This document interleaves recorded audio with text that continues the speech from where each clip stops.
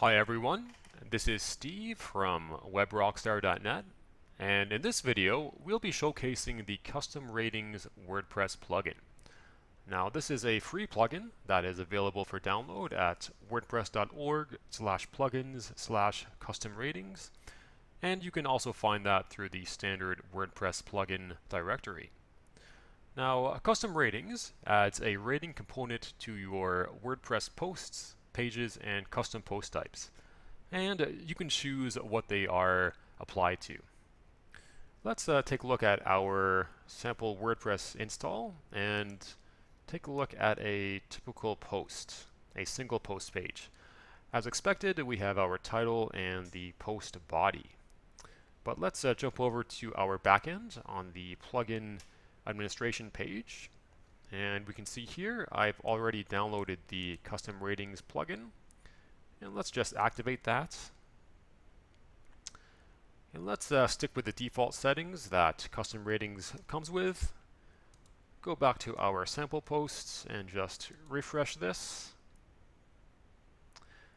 And right away we can see at this area here towards the bottom of the post content, we have the rating interface that has been applied and is being generated from the Custom Ratings plugin.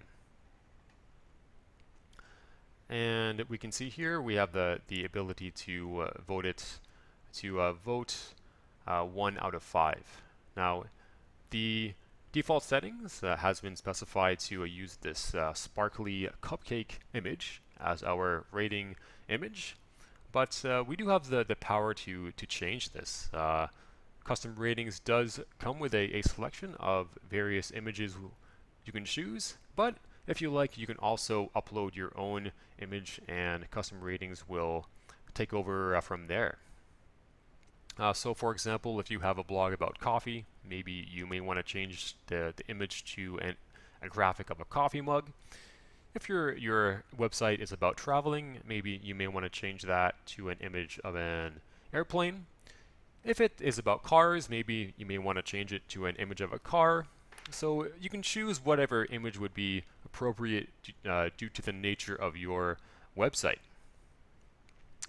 And in addition, Custom Ratings has been designed to be mobile friendly, so if we do reduce this to more of a mobile screen view, we can see that as we get smaller, the images do get spaced out more, because naturally on a touch device, using your finger to touch is not as precise as using a mouse pointer, so we do need a little more room. And when we get to even smaller screen sizes, it does add some numbers to our rating images, since in some cases we may have some spillover into additional lines, and we don't want users to get confused as to what rating value is assigned to each image. So let's just expand this back out and go to full view once again, and let's give this a rating value of 4, and it's contacting the server of our website and logging that. And it now knows I have voted for this particular post with a value of 4. Now let's refresh this page, and we can see that it knows that I've voted a value of 4, and I can't vote again. But let's open an incognito window. Now, right now I'm using the Chrome browser, and just going to get my window back here, copy this URL,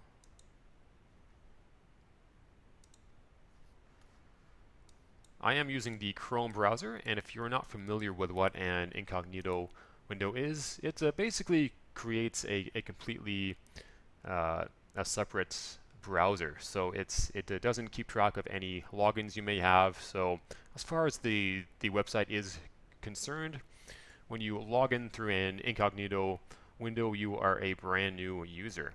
And as expected, since it does view me as a brand new user, I'm able to vote again, but we can see that it's still keeping track of that original vote that we made just a few moments ago. So let's give this a rating of 2 as we can see, it's contacting our website to log that additional vote, and it's doing the calculations to give us the average. And as expected, when we refresh, once again, it knows that I have voted and I can't vote again. It's not going to let me. But let's close this incognito window and take a look at how everything is organized and managed in the back end. So we're no longer going to need this incognito window.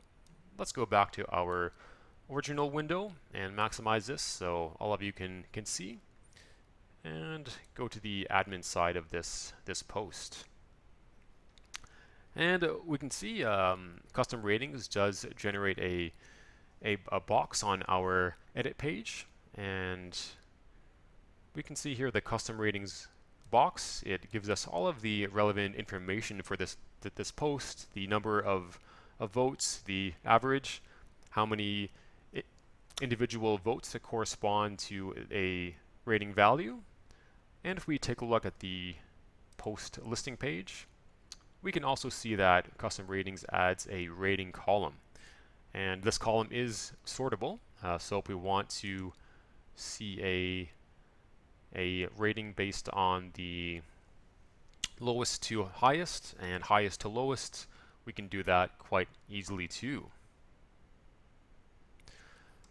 So that covers that, but let's jump over to the custom ratings settings and see what options are available to us to customize custom ratings to our needs. And you'll find that in the settings main item, and then go into custom ratings, and that will bring up the settings page. Now, a lot of these settings are pretty straightforward, so I'm just going to briefly touch on them. In the General tab, we can choose what post types custom ratings gets applied to. If we want to control where the rating interface is placed, we can use that in the display position options. We can also choose none, and if you are a developer and you're comfortable modifying your theme templates, you can manually specify where the rating interface gets placed. If we want more control over the conditions when custom ratings gets output on the front-end templates, we can play around with the main query and in loop conditionals there. If we're concerned about performance and want to cache the rating data for a certain amount of time, we can enter that there. If we want to more control over what templates the custom ratings gets shown on, we can toggle the template options right over here. Jumping over to the visual display tab, as I mentioned, custom ratings does come with a selection of pre-built images to choose from. But if we did want to upload our own, we would simply go to custom and choose image, and it brings up the standard media manager window. And as we can see here, I have a few files already uploaded, but we're just going to close that for now, and let's stick with our cupcake image. If we want to match the custom ratings interface more with the colors of our theme, we can choose a color here, and that will specify the any possible border colors we may want at the top or the bottom. And if we want much more control, we can also completely toggle off the built-in CSS, and you can use your own. And pretty straightforward, the voting image width, if we want to make it larger or smaller, we would simply specify the pixel value here. And for decimal type, some countries do use a comma rather than a point, so we can specify that there. If we don't want the vote count to be shown on the rating tally, we can toggle this option here. And if we don't want the tally to be shown at all, unless there are at least some votes already made, then we can toggle that option right over here, the high tally if zero count option. And if we jump over to the text tab, it shows all the snippets of text, all of the strings that are used in custom ratings. So if you did want to customize that, you can do that here.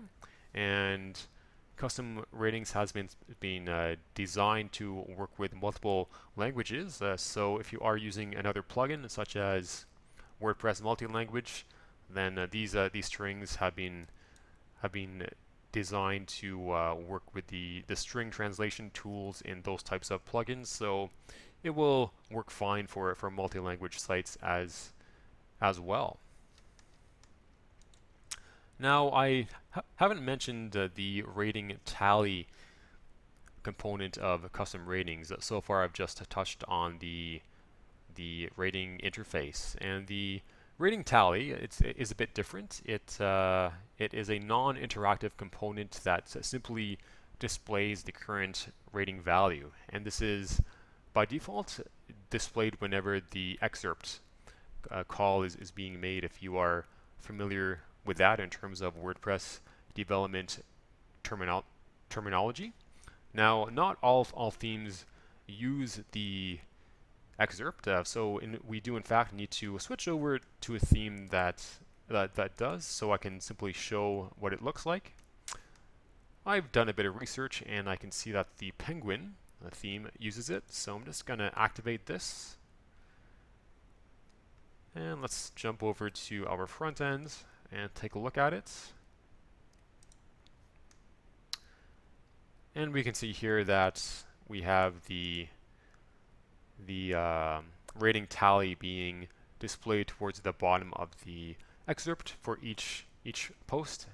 As we can see, it's non-interactive. I can't click on anything, and it's used just to give a preview for the overall rating for that particular post.